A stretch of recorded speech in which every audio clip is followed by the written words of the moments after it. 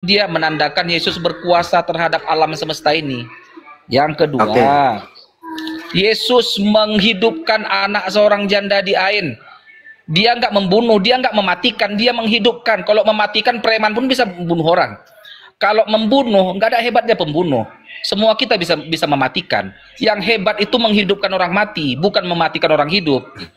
Jadi Yesus itu 3 kali menghidupkan orang mati. Kalau ada, udah cukup. Kita gantian.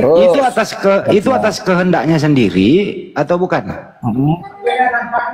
Kehendaknya sendiri pun dia, kehendak Bapaknya benar, kehendak dia dan kehendak Roh Kudus. Saya ulang kembali nih. Data yang kau bawa itu tadi, itu kehendak Yesus sendiri atau bukan kehendak sendiri? Kehendak Yesus. Jawabannya ada Yohanes 5:30 tadi. Aku tidak dapat berbuat apa-apa dari diriku sendiri, melainkan kehendak Bapa yang mengutus aku. Kehendak siapa di situ? Kehendak Bapa atau kehendak Yesus?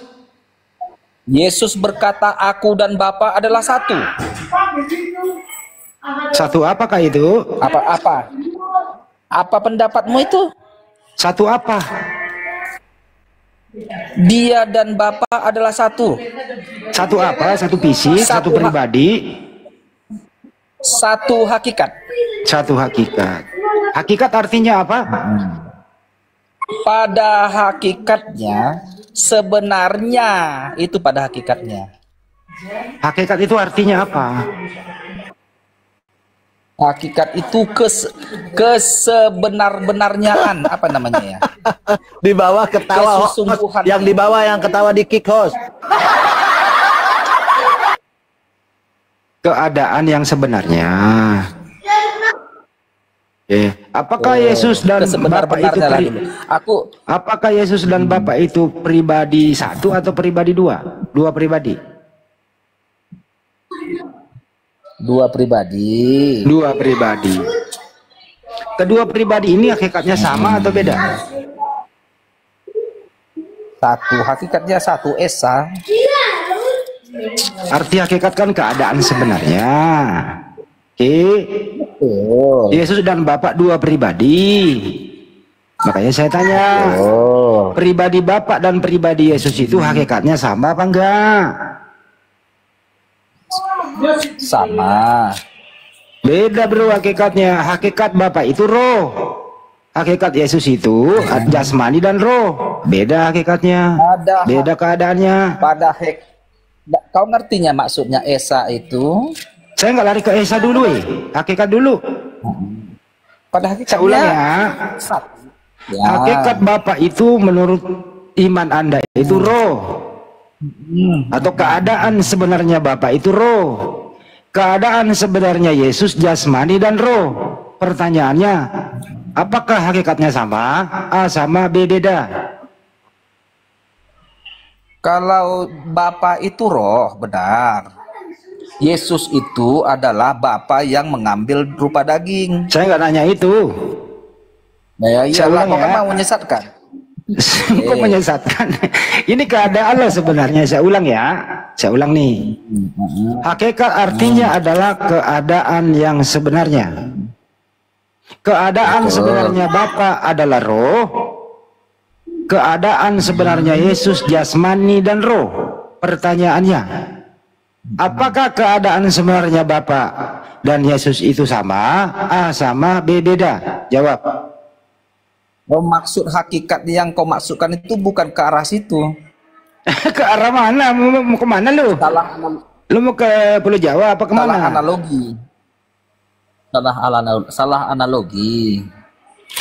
Bukan analogi ini keadaan sebenarnya. Ya, sekarang ku tanya dulu kau.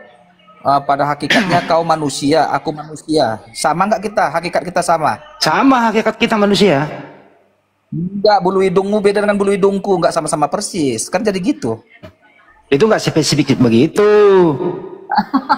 Kita yang namanya hakikat Hendy, itu adalah namanya hakikat itu secara penamaan. Makhluk lurus, rambutmu ikal. Itu lari ke individu. Kalau mau begitu lebih parah lagi. Nah, ini saya pakai analogimu lagi nih. Kalau begitu saya pakai analogimu ya. Pertanyaanmu yang salah. Iya, udah kalau begitu. Diam dulu, diam. Saya pakai analogimu. Bapak tidak pernah disunat karena Bapak tidak punya nonot. Yesus itu punya disunat. Kan gua ikuti analogimu nih. Yesus itu punya bulu hidung.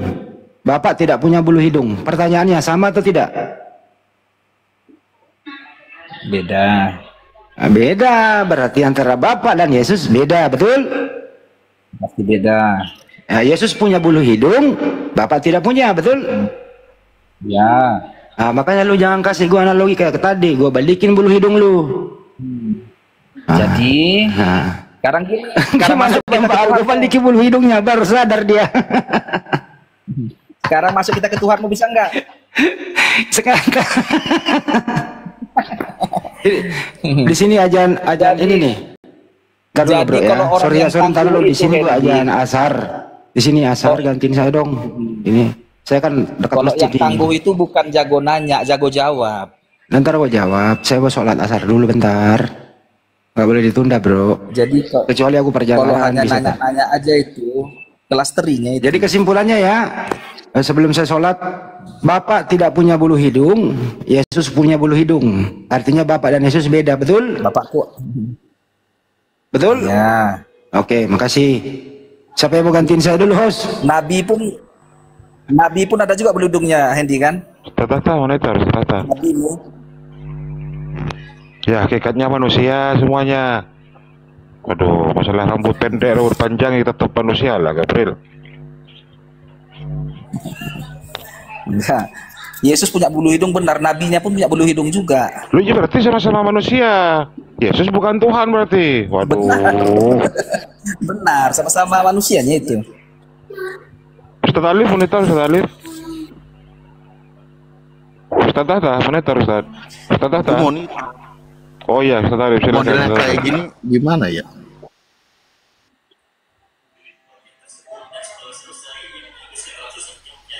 Orang tadi dia sendiri menyangkal kitabnya, Tuhan berfirman, Tuhan itu yang menghidupkan dan yang mematikan. Kalau ada yang dihidupkan dan dimatikan, berarti dia bukan Tuhan. Anda setuju atau sepakat ini? Tuhan tidak maha mematikan. Apalagi dimatikan, hebat. benar nggak? Benar. Kalau mematikan, kalau sebuah peristiwa mematikan menjadikan dia Tuhan, maka dia bukan Tuhan. Karena manusia pun bisa mematikan, hewan pun bisa mematikan. Berarti beda yang menjadikan dengan Tuhan orang Yahudi kalau begitu. Sebentar Alif. Kalau hebatnya Tuhanmu mampu mematikan atau hebatnya agamamu karena mampu mematikan, itu nggak hebat. Yang hebat itu yang bisa menghidupkan yang mati.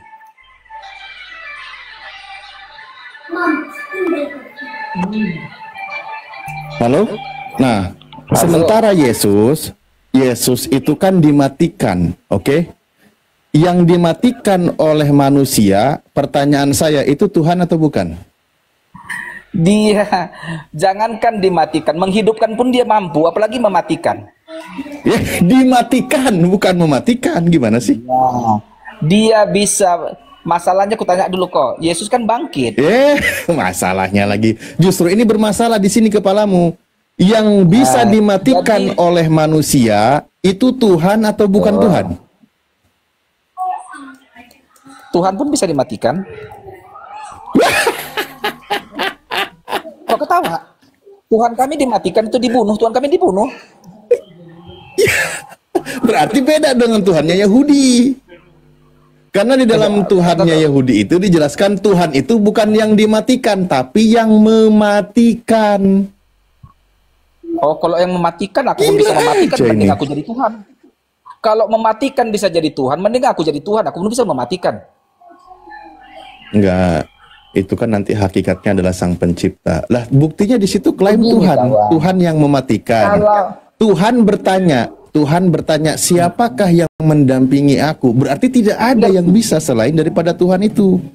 Oke? Nah, cuman di sini anehnya adalah kenapa Anda imani Tuhan itu bisa dimatikan oleh manusia? Sesuatu yang bisa dimatikan oleh manusia, kenapa Anda imani sebagai Tuhan? Ini bahaya ini. Memang bagimu, bagi akalmu yang nggak masuk, akal kami masuk, itu masalahnya.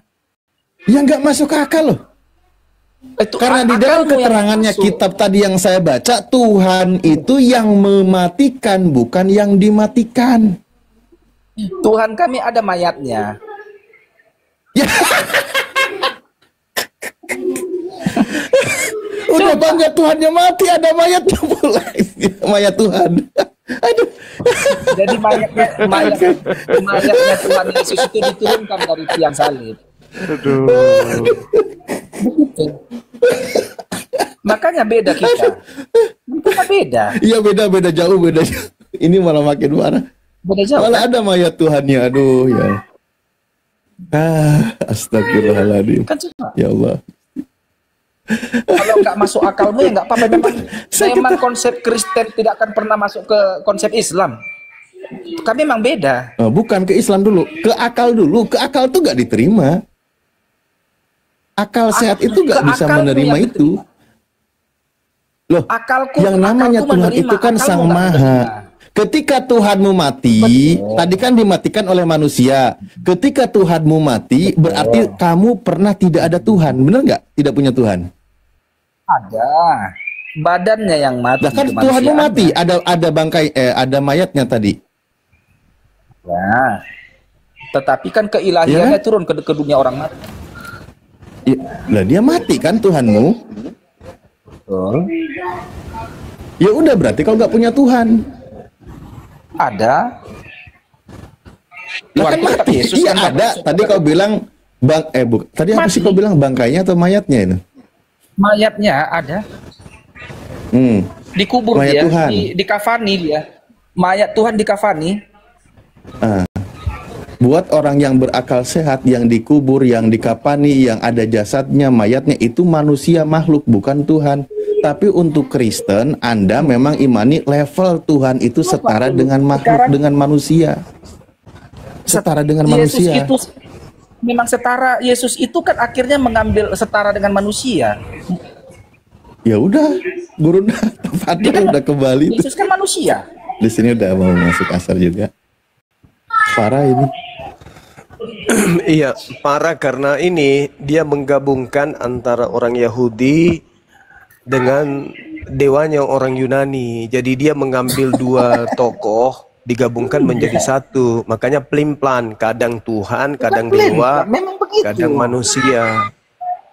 Nah, ketika Yesus ini didudukkan pada porsinya, berdasarkan ajaran Yesus, tidak ada unsur kedewaan di dalam dirinya. Tidak ada itu pada dirinya dewa. Dia turun sebagai manusia. Dia mengajar sebagai manusia. Dia terangkat ke langit sebagai manusia. Datang kedua kalinya sebagai manusia. Dia tidak pernah duduk sebagai dewa. Yang melantiknya menjadi dewa Kristen. Loh, mana ada lantik-melantik di situ? Lah, Yesus sejak kapan diterima oleh orang Yahudi sebagai dewa? Siapa yang melantik Yesus jadi Tuhan? Ya kalian Kristen.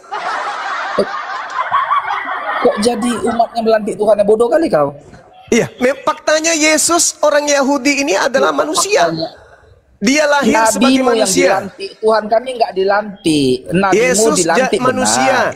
Dia datang sebagai manusia. Makanya di dalam Roma 10 nomor 9, untuk itulah Kristus mati agar dia menjadi Tuhan dan Kristus. Bagi siapa? Bagi orang-orang Roma. Makanya ketika orang Kristen datang, kapan dilantik? Orang Kristen datang kemudian dia menjadikan Yesus Yahudi dan Yesus Athena menjadi satu pribadi. Padahal Yesus bagi Yahudi adalah rasul. Paling tinggi kedudukannya rasul. Yesus Yahudi menurut Yesus adalah rasul. Maria ibunya Yesus menganggap anaknya rasul. Semua keluarganya menganggap dia rasul, utusan Tuhan. Hanya orang Kristen yang menganggap Kristus Tuhan, dewa. Kenapa? Karena Kristen ini asalnya memang dari Roma Yunani, bukan dari Yahudi.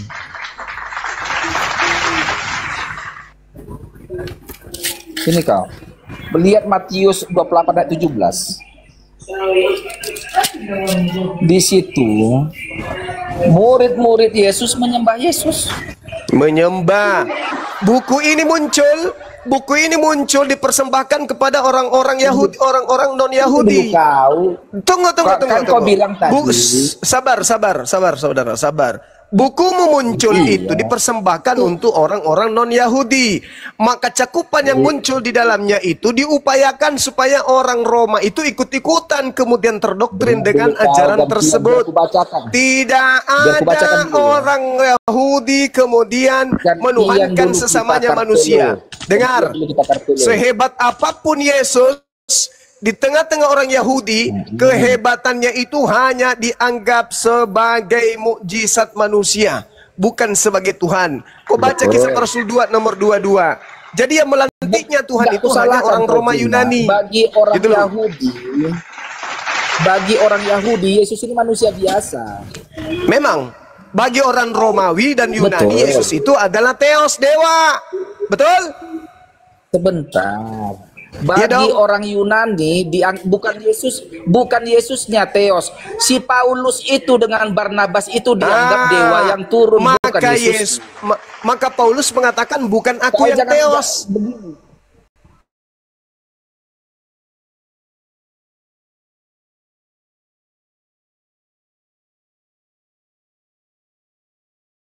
Bukan aku yang Theos.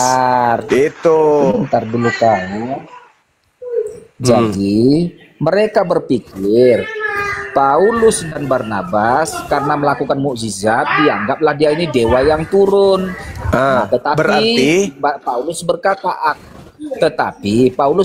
aku menyampaikan kabar baik Allah yang hidup itu, Yesus inilah yang telah mati dan menjadi Tuhan. Begitu. Jadi bukan aku dewanya, kata si Paulus. Iya, bukan aku dewanya, aku hanya utusan si dewa. Siapa nama dewanya? Jadi akulah Allah, bukan aku Allah itu. Iya, Paulus bukan dewanya, dia hanya utusan si dewa. Siapa nama dewanya?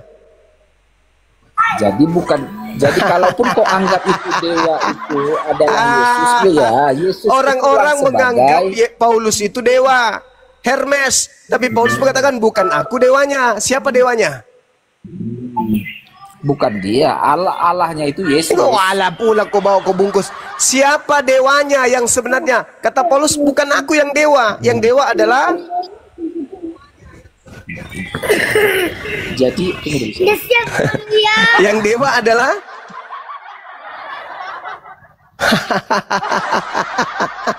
aku ini bukan si dewa. Aku ini nabi utusan si dewa. Aku mampu bermujizat karena aku utusan si dewa. Nama dewa itu adalah Kristus. Nama dewanya Kristus. Itulah yang kalian sembah, dewa Kristus. Dewa yang tidak diketahui oleh orang-orang Roma dan Yunani. Mereka hanya mendengarkan mitologi-mitologi. Mereka hanya mendengarkan kabar-kabar tentang Theos, Hercules, kemudian Zeus, kemudian Horus, kemudian Attis. Tapi mereka tidak pernah mengenalnya. Mereka tidak pernah melihatnya. Mereka tidak pernah menyatakan pernah melihat dewanya. Enggak. Mereka hanya mendengar. Mereka tidak memiliki konsep seperti Yahudi. Konsep mereka adalah dewa-dewa. Maka ketika Paulus datang, Paulus memperkenalkan Tuhannya Yahudi? Bukan. Paulus memperkenalkan dewa nenek moyang Roma dan Yunani kepada orang Roma Yunani dalam nama Kristus. Maka Yesus mengatakan, waspadalah kepada penyesat yang datang kepadamu, memakai namaku dan berkata, akulah Kristus. Jadi penyesat itu memakai nama Yesus untuk menyesatkan banyak orang. Jadi dia tobatkan orang lain masuk menjadi pengikut agamanya. Setelah orang lain menjadi pengikut agamanya, dia jadikan menjadi orang neraka. Kenapa? Karena orang itu bukannya diajari menyembah kepada Tuhannya Yahudi, malah diajarkan menyembah kepada Kristus. Oke, saya tanggapi. Boleh. Iya, pernyataanmu Bang Juma, kamu cuma tahu kulitnya aja. Kecilkan dulu ehunya. Kalau sudah ketahuan kulitnya, naikkan aku dengan si Bang Juma ini. Bang Juma ini belum cerdas kelihatannya ini. Begini Bang Juma ya, narasimu dari tadi aku dengar memang boleh dikata tidak masuk lah kategori standar. Pertama, kulitnya aja yang kamu ketahui. Kemudian kamu mengambil framing orang asal suku Yesus saja kamu nggak tahu, Bang. Gimana kamu bisa framing? Tadi kan belum selesai pertanyaanku. Gitu. Aku mau tanya kamu, Bang Juma. Yesus itu dari Daud sampai Yesus itu keturunan keberapa, Bang Juma? Oh, kalau itu saya tidak pelajari tentang keturunannya. Nah, yang kedua, Bang, dia dari suku mana, Bang? Yehuda. Yehuda dari raja apa itu, Bang? Raja Daud. Oh, bukan. Raja Yehuda. Aduh, gimana sih Abang ini? Sorry. Ketika berbicara mengenai Yesus, dia itu berasal dari keturunan Yehuda, dari suku Yehuda, ya, dari Raja Daud. Itu nggak bisa kau pungkiri. Makanya Yesus itu disebut akan duduk di atas tahta Daud. Dari keturunannya, Anda baca Roma 1 nomor 3, di situ dikatakan Yesus berasal dari sperma Daud. Udah lewat itu, Bang. Yang lain. Nah, terus apa maksudmu bertanya dia suku mana? Kan sudah dijawab. Tadi kan begini, kamu kan sempat ribut tadi mengenai masalah bangsa apa dia, suku apa. Saya bilang ya bangsa yang bagaimana yang Bang semua debatkan dengan ibu tadi. Kamu itu turun, kalau kamu tidak bisa memberikan edukasi di sini Anda turun. Kalau saya cuma ingin berdiskusi sama orang yang pintar, bukan orang yang pintar, tapi orang bahlul. Bukan, Bang. Saya sudah menjawab pertanyaanmu, anak kucing. Yesus itu berasal dari suku Yehuda, keturunan Daud. Apalagi yang kau mau? Justru kau yang cuma tahu kulitnya, yang kau tahu kau menyembah Kristus, padahal di balik Kristus itu ada dewa. Kau yang tahu cuma kulitnya doang. Yang kamu tahu kau menyembah orang Yehuda. Yang kau tahu kau menyembah keturunan Daud. Yang kau tahu itu engkau menyembah anak Maria. Bullshit. Kau tidak menyembah kepada dia. Makanya Yesus ketika bertemu dengan keturunanmu nanti, karena kau tidak mungkin hidup sampai kiamat, Yesus akan berkata kepada mereka, enyahlah daripadaku, aku tidak mengenal kau wahai Kristen. Kenapa? Karena yang kalian panggil mengobati, bermujizat itu dewanya Yunani. Dalam nama Yesus. Tapi yang kau panggil dewa-dewanya orang Roma, Athena. Maka dewa-dewa itulah yang datang kepada kalian menyembuhkan orang dalam nama Kristus Yesus. Karena Yesus sudah menubuatkan itu. Apa sih? Kau yang tidak mengerti isi dalamnya, kau hanya tahu di luarnya. Yesus kami yang di surga. Yang kau panggil itu dewa. Dewanya orang Roma Yunani. Bukan orang Yehuda yang kau panggil. Orang Yehuda ketika dia datang, dia hanya mengajarkan ajarannya kepada kaumnya Bani Israel saja. Kau belajar lagi. Bahkan di dalam kitabmu sendiri Yesus dikatakan dia akan menjadi raja untuk selama-lamanya. Bagi siapa? Bagi Bani Yakub. Kalian bukan Bani Yakub. Sudah nyata. Paulus itu kenapa kalian susah untuk mengangkatnya? Kenapa kalian susah kemudian untuk memproklamasikan, untuk mempromosikan? Paulus kalian sembunyikan. Kenapa? Karena Paulus itu mengajarkan untuk menyembah kepada Agnotos Theos, dewa yang tak dikenal, dalam nama Kristus. Kaget kan kalian dengan materi ini? Ya makanya jangan cuma dengarkan pendeta di gereja. Kau buka Bibelmu, kau pelajari itu isi Bibel. Pelajari itu isi Bibel. Kau akan tahu apa yang ada di dalam Bibelmu itu. Berkoar ini mulutnya si Juma ini, goblok. Goblok. Edi katanya nggak mau menghujat. Waduh, coba doang Edi Antoni. Aduh. Itu yang bilang goblok itu udah kepanasan itu. Antara orang kalau ngomong pakai emosi ya jelas sudah kena mental dia. Jangan menyerang pribadi lah, Edi. Goblok banget kau Juma. Iya, jangan pribadi seperti itu. Loh, katanya kalau di Gomal ini nggak mau mempremi kitab-kitab orang lain. Oke, saudara Edis, saudara Edis, Quranmu itu bahas dulu. Edis, dengarkan. Asal usul Quran itu dari mana?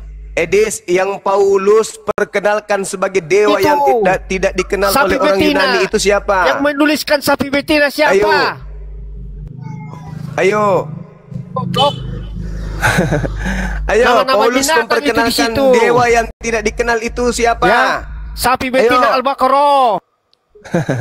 Sebut Dewa yang beriringan. tidak dikenal oleh orang-orang di Athena itu namanya siapa? Surat laba-laba. Siapa yang menuliskan itu? Dewa yang tidak dikenal oleh orang Athena itu namanya siapa menurut Paulus? Yang menuliskan surat laba-laba siapa? Mulai ngaco. Kami tidak menyembah kepada penulis Al-Quran. Al-Quranmu itu, dongeng itu, dongeng. Tidak ada hubungannya. Goblok. Emosi dia teman-teman. Karena menemukan Yang dirinya dapat di gua Hira menyembah itu Theos. pelajari baik-baik. Penyembah Theos panas. Panas. Karena ketahuan menyembah dewanya Pelajari Yunani. dulu Quranmu itu. Lebih Pertanyaan bejat saya di surgamu daripada di dunia ini. Pertanyaan Hah? saya, Di siapa surgamu nama dikasih dewa 72 bidadari. yang disebut kemudian Mau oleh istri orang-orang orang Athena di dewa dunia yang ini yang kau dikenal tahan-tahan. Aduh, yang Di surga, dikenalkan bebas. oleh Paulus kepada orang-orang Yunani itu nama dewanya siapa? Lebih bejat di surga di surgamu Nama daripada dewanya di dunia. siapa? Dewa yang tidak dikenal itu ketika turun mengambil rupa manusia Dunia dikenal ini yang dengan nama siapa menurut Paulus? Istri orang bisa kau Menurut Bertiga. Paulus, dewa yang tidak dikenali oleh orang-orang di Athena ketika turun mengambil rupa manusia bernama siapa? Hoi! Hoi! Dewa yang tidak dikenal Goblok banget kau oleh lihat. bangsa Yunani ketika turun ke bumi mengambil rupa manusia dikenalkan tapi Paulus dalam nama siapa? Hoi! Dewa yang disembah oleh orang-orang di surgamu, Yunani secara turun-temurun. Ketika kasih turun ke bumi 72 mengambil rupa manusia, diperkenalkan Paulus dalam nama siapa?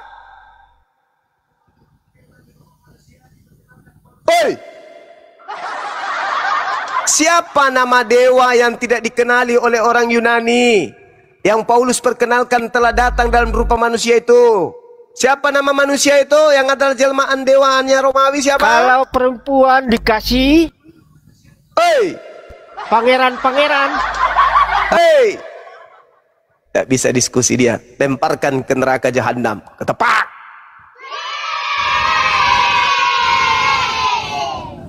Jadi berdasarkan kisah para rasul 17 nomor 23, Paulus memperkenalkan dewa yang disembah berabad-abad lamanya yang tidak dikenal oleh orang Yunani dengan nama siapa?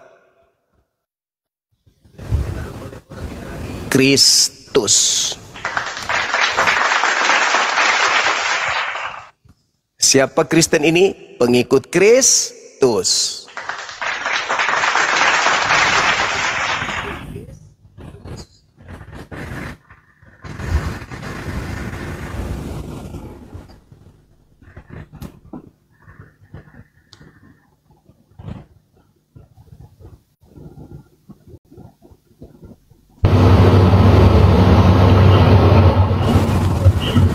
Alvaro, selamat sore. Alvaro, selamat sore. Alvaro. Alvaro, selamat sore. Alvaro. Aduh. Yang Kristen ayo, dua sholat untuk Kristen, teman-teman Kristen yang mau naik ayo.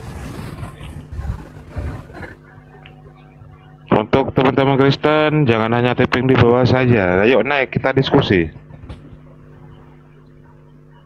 Aduh, ini siapa ini titik-titik ini?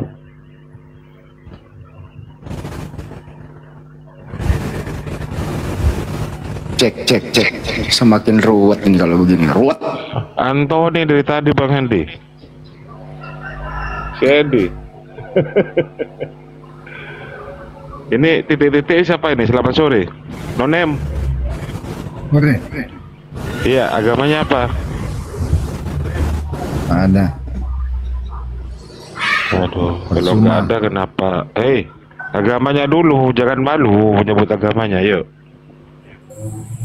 Saya malu soalnya saya muslim. Agamanya apa? Malu saya soalnya saya Islam. Syahadat dulu.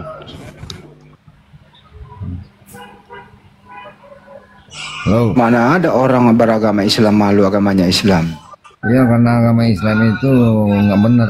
Ya udah kau kembali lagi ke rahim ibumu kalau begitu. Kalau enggak kau kembali ke atas pohon. Ada aja kau. Kalau kau bukan Islam ngomong aja bukan Islam. Bacot. Kembalilah sana ke Kubangan makan tuh. Tuh banyak yang perlu dimakan di Kubangan tuh. Ada aja kau. Malu ngaku Islam, malu mengaku Kristen, ngaku-ngaku Islam. Kacau.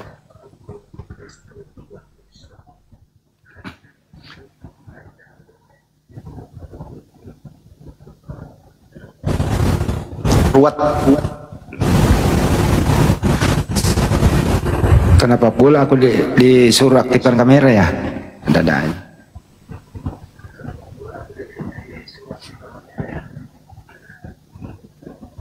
Jadwal itu kemarin Banyuwa udah di Makassar udah selesai belum pertemuan itu? Yang mana kan? Dengan acara apa sih kemarin itu jadwalnya? Oh sudah, Zoom sejak di Makassar, Jakarta saya lewat Zoom. Oh lewat Zoom. Iya karena tidak sempat hadir hari Senin acaranya kan. Bisa itu beliau menunggu sekali gitu Pak TL. Bisa sih. Ibu Lurah sudah umumnya kan? Oh iya sudah kan. Ada nomor kontaknya sama saya. Oh alhamdulillah. Beliau welcome banget itu. Alhamdulillah.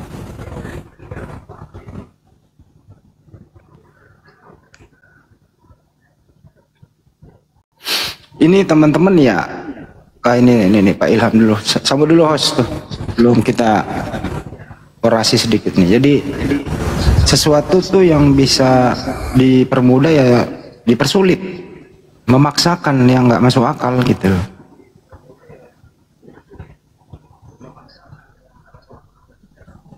Sesuatu yang tidak masuk akal dipaksakan dia gitu loh, diakal-akalin gitu. Gua noise gitu. Ya noise lah kalau ngomong. Itu.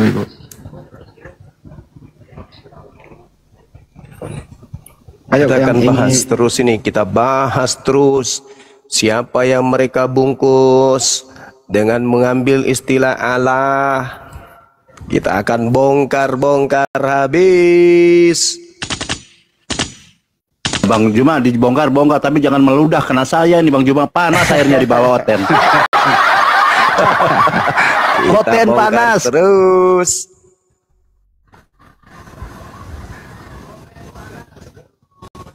Juga ya. Kalau teos aja ya.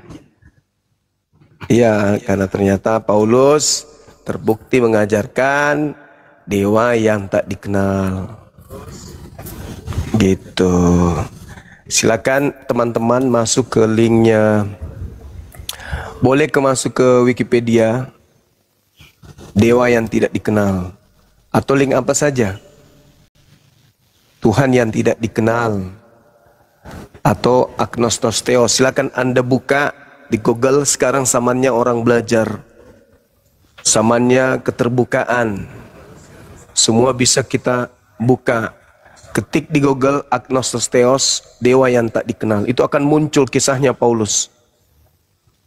Sejarah Paulus akan muncul di situ. Ketika dia datang ke Athena, menyampaikan kepada orang-orang Yunani, aku datang memperkenalkan kepada kalian dewa-dewa yang kalian tuhankan, Anda ibadahi, Anda sembah selama ini yang tak dikenal itu. Aku datang memperkenalkan kepada kalian. Aku datang memberitakan kepada kalian. Paulus memberitakan siapa? Yesus. Silakan saudara-saudaraku, anak-anakku yang mau belajar tentang Kristologi, baca di situ, dalami materinya, hantamkan mereka bahwa yang kalian sembunyikan dalam nama Allah sebenarnya itu adalah agnostos theos, dewa yang tidak dikenal. Makanya penguat materinya itu Bang di Filipi 2. Filipi 2 nomor 6, 7, 8. Nomor 11-nya, oleh sebab itulah dia ditinggikan oleh Theos. Nah, ada berapa Theos di situ? Jadi Theos mengambil rupa manusia menjadi Yesus. Setelah dia mati di atas tiang salib, dia ditinggikan lagi oleh Theos. Loh, bukannya yang digantung Theos, kok dia ditinggikan lagi sama Theos? Coba dibuka dulu di Google teman-teman, baik yang di YouTube maupun ya di TikTok. 3 menit, 2 menit Anda buka, Anda baca, habis itu turun di bawah, komen di bawah apa yang Anda temukan di sana. Silakan. Saya pingin lihat yang di YouTube maupun yang ada di TikTok, apa yang Anda temukan di sana. Benarkah pemberitaan dari Bang Suma ini atau hanya ngarang-ngarang?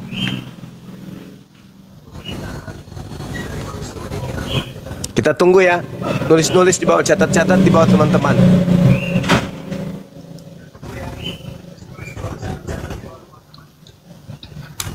Iya, kalau tadi yang dibahas di Ulangan 13:35 nih, Tuhan-Tuhan yang tidak dikenal atau dewa-dewa yang tidak kenal ini harus dimatikan, harus dimusnahkan katanya, Bang. Ya, maksudnya di sini kan ajaran-ajarannya memang betul, Bang. Cuma mengajak kita untuk hajar terus tentang ini, ya. Memang betul di Ulangan 13:1-5 jelas itu yang mengenalkan Tuhan-Tuhan yang tidak dikenal ini harus dimusnahkan, dimatikan, dia bilang.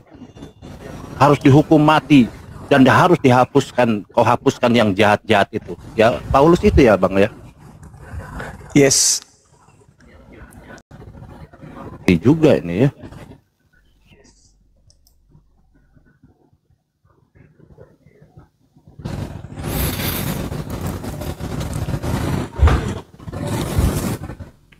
Jadi bukan hanya di dalam data-data yang seperti itu, Bang, dalam satu data. Justru data-data itu banyak. Contoh misalnya di dalam Theos yang dipasarkan atau yang diperkenalkan oleh Paulus itu, kita lihat di dalam data nomor 22-nya yang tadi. Paulus pergi berdiri di atas Areopagos dan berkata, "Hai orang-orang Athena, aku lihat bahwa dalam segala hal kamu sangat beribadah kepada Theos." Tuh, kamu sangat beribadah kepada Theos. Maka aku datang memperkenalkan Theos yang kau ibadahi, yang kau tidak kenal itu. Siapa itu? Kristus. Itu fakta, itu real. Tidak bisa kemudian dipungkiri kenyataan itu. Ya. Jadi kalau kita lihat seperti yang diberitakan oleh sahabat kita Bang Baal, Ulangan 13 itu kita bisa baca sampai di data nomor 8, bahkan sampai 9. Karena kenapa? Karena dia telah memperkenalkan sembahan atau dewa selain daripada Elohim.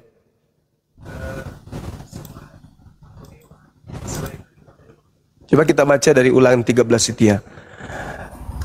Dikatakan gini, apabila di tengah-tengahmu muncul seorang nabi atau pemimpi dan dia memberitahukan kepadamu suatu tanda atau mujizat. Nah tuh, terpenuhi enggak dengan Paulus ini? Terpenuhi. Penuhi, dia katanya banyak mujizat dia. Ya. Nomor 2, dan apabila tanda atau mujizat yang disampaikan kepada Anda itu terjadi enggak? Terjadi. Dia membangkitkan orang mati salah satunya. Kemudian dia minum racun, dipatok ular. Kemudian lalu ia membujuk, mari kita mengikuti ilah lain yang tidak kau kenal. Dan mari kita berbakti kepadanya. Maka janganlah kamu mendengarkan kata nabi atau pemimpi itu. Kenapa di Paulus ini disebut pemimpi? Karena Paulus ini tidak menerima wahyu dari Elohim. Tapi dia menuliskan kemudian berdasarkan roh yang datang kepadanya, yang dia sebut Yesus. Berarti dia bermimpi. Sebab Tuhan Elohimmu mencoba kamu untuk mengetahui apakah kamu sungguh-sungguh mencintai Tuhan Elohimmu dengan segenap hatimu dan segenap jiwamu. Tuhan Elohimmu harus kamu ikuti. Kamu harus takut akan dia. Kamu harus berpegang pada perintahnya. Suaranya harus kau dengarkan. Kepadanya harus kau berbakti dan berpaut.